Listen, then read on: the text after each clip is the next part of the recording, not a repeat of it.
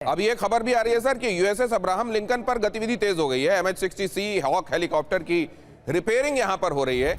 Helicopter की repairing की तस्वीरें आई तो जो गतिविधि तेज हुई है वो रिपेयरिंग के हिसाब से यहां पर तेज हुई है और सेंटकॉम ने ये MH-60 की तस्वीर जारी की है। दिनेश, हर रिपेयरिंग के बाद एयर टेस्ट होता है। अच्छा। इसलिए आपको फ्लाई करते हुए नजर आएंगे। अगर हमने कोई भी रिपेयर किया है तो उसको चेकआउट करने के लिए एयर टेस्ट होता है, तो जो टेस्ट पायलट्स होते हैं उसको लेके आशीष भी कुछ जोड़ना चाह रहे हैं। बस मैं एक लाइन जोड़ना चाह रहा था कि क्योंकि सर तो ऑब्वियसली एयर डोमेन में एक्सपर्ट हैं। ये एक होता ना तलवार धार करने वाली तस्वीर है, बस ये वही है। अच्छा, धार कितनी खंजर धार किया जा रहा है, बस देखते हुए आप उसको सान पे चाकू को लगाकर आप ये दिखा रहे हैं कि हमारी तैयारी पूरी है। ओमान सागर में अमेरिका की निगरानी, ईरान के खिलाफ नाकाबंदी के दौरान गश्त।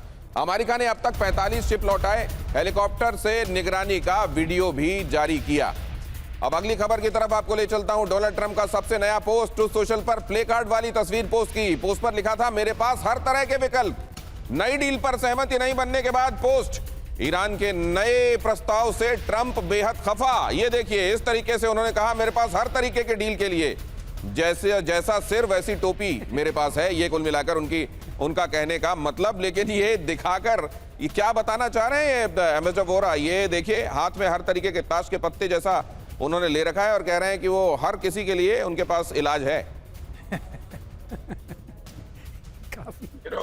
सर, आपने एक ऐसा प्रश्न पूछा है जिसका कोई आसान जवाब नहीं है। वो तो हम सब जानते हैं, सट्टा बाजार का तो एक्सपर्ट है ये व्यक्ति, खेलता है और जहां पैसे मिलेंगे बनाएगा।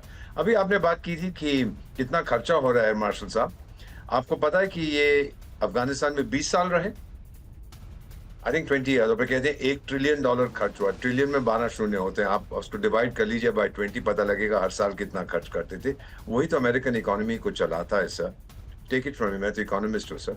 अमेरिकन इकोनॉमी को कंस्ट्रक्शन इंफ्रास्ट्रक्चर नहीं इतना पुश देता है जितना कि डिफेंस देता है। सो फॉरएवर वॉर, जंग चलनी चाहिए।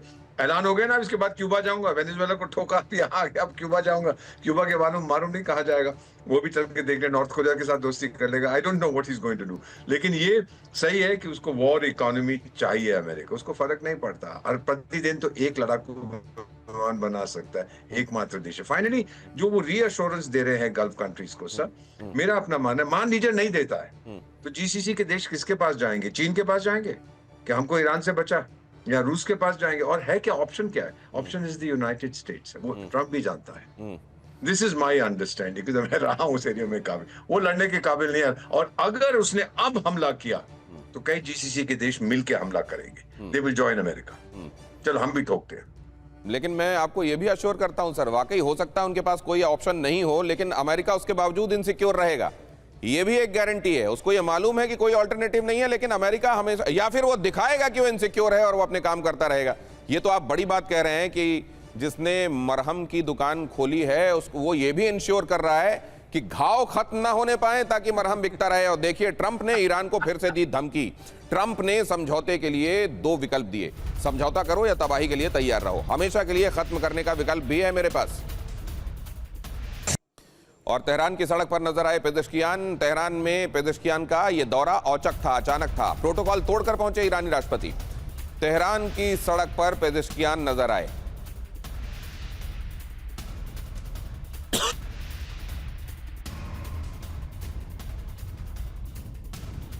हालांकि आपको याद होगा, पेजेश्कियान के साथ अराक्ची भी, अराक्ची के साथ लारीजानी भी, ये तमाम लोग थे, सड़कों पर देखे गए थे यूं ही। लेकिन फिर उसके बाद लारीजानी नहीं रहे। यहाँ पेजेश्कियान लोगों के बीच में है। जाहिर है कॉन्फिडेंस बिल्डिंग के लिए किया जा रहा है, लोगों को ये बताने के लिए किया जा रहा है कि मत आप किसी तरीके से विचलित होइए, हम आपके बीच में हैं, आपके साथ हैं और किसी भी तरीके के संभावित खतरे के लिए जवाब देने के लिए तत्पर और तैयार हैं। और इधर देखिए, नेतन्याहू को सैन्य कार्रवाई का मिला ग्रीन सिग्नल। व्हाइट हाउस में उच्च स्तरीय बैठक के बाद यह फैसला लिया गया। ट्रंप ने दी ईरानी एनर्जी साइट्स पर हमले की मंजूरी। मतलब अब ये इजराइल को एक तरीके से ग्रीन दिखा दिया गया है, हरा सिग्नल दे दिया गया है कि आप अगर चाहें तो ईरानी एनर्जी साइट्स पर हमला कर सकते हैं। और ये तो अगर वो ना भी देते तो इजराइल, मुझको लगता है, एक हद से ज्यादा परवाह करता नहीं। संजय जी, देखिए, मुझे लगता है ये अमेरिका की अपनी एक स्ट्रेटेजी है कि क्योंकि जो डोमेस्टिक सिस्टमिक प्रेशर है ना अमेरिका में कि वहाँ चुनाव भी लड़ना है पार्टी को और हथियार भी बेचने हैं, तो उसमें उन्होंने काम कर दिया कि ये काम जो इजराइल पे ईरान पे जो इंफ्रास्ट्रक्चर पे करेगा वो इजराइल करेगा। तो मुझे लगता है ये उसका पार्ट है, क्योंकि एक जो ये फैक्टर बहुत इंपॉर्टेंट कहीं है। ऐसा तो नहीं है अमेरिका अब अपने आप को बैक सीट पे रखने के लिए, अब यहाँ भी तुमको हमले की आजादी है, वहां भी तुमको हमले की आजादी है, अब हम दूर से देखेंगे। उसका दूसरा आप उसको जब क्षेत्रीय पर्सपेक्टिव में देखते हो और जो क्षेत्रीय प्रेशर देखते हो, तो यूएई में सबसे ज्यादा डिप्लॉयमेंट हो रहा है, क्योंकि यूएई में उसका जो एक ट्रस्ट डेफिसिट अमेरिका का बढ़ता जा रहा था कि भाई आप आप अपने बेसिस को सुरक्षित नहीं रख पा रहे, हमको कैसे सुरक्षित रख पाएंगे। तो वो भी एक फैक्टर है कि अमेरिका को कहीं ना कहीं बैकफुट पे अब काम करना पड़ रहा है, डिप्लॉयमेंट भी कर रहा है, लेकिन इजराइल के माध्यम से अपना काम भी कराना चाहता है। लेकिन मुझे नहीं लगता कि उनके पास में वो एग्जिट पॉइंट ढूंढ रहे हैं कैसे भी, क्योंकि उनको वहां मैंने बात कहा ना जो डोमेस्टिक तो ईरान ये इजराइल ये बात समझ रहा है सर कि अमेरिका शायद अब कुछ पल्ला झाड़ने के मूड में